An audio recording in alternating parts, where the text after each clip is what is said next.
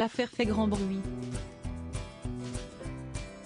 Mis en examen pour homicide involontaire et blessure involontaire sous l'emprise de stupéfiants, Pierre Palmade se serait rendu en discothèque dans la nuit du 24 au 25 juin 2023. En effet, le compte Twitter @sambat et la blogueuse @chayara.tv ont relayé sur la toile des vidéos qui auraient été prises au cours de cette soirée.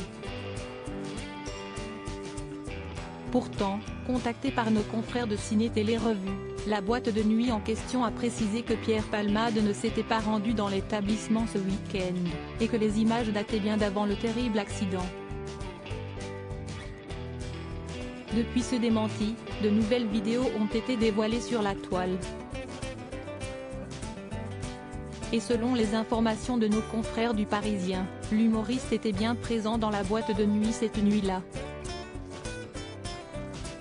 Si est-il le fait d'être là qui était le plus dérangeant alors que l'affaire fait couler beaucoup d'encre. Certains témoins présents dans la boîte de nuit sont sortis de leur silence. Les gens étaient assez étonnés de le voir, mais il n'y a pas eu d'incident. Plusieurs personnes ont parlé avec lui. Il avait l'air à l'aise dans le carré VIP.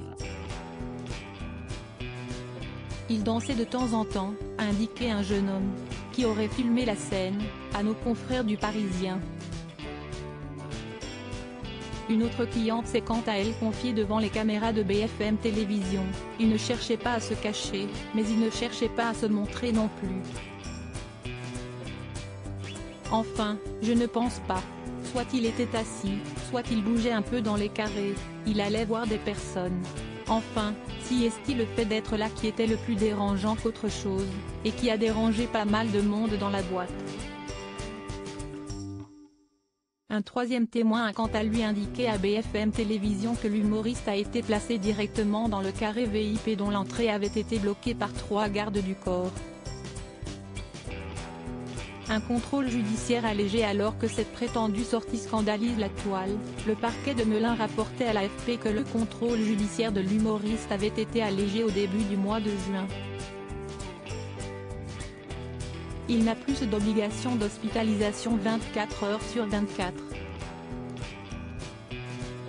En revanche, il doit poursuivre ses soins, ne peut pas conduire ou encore quitter la région Nouvelle-Aquitaine.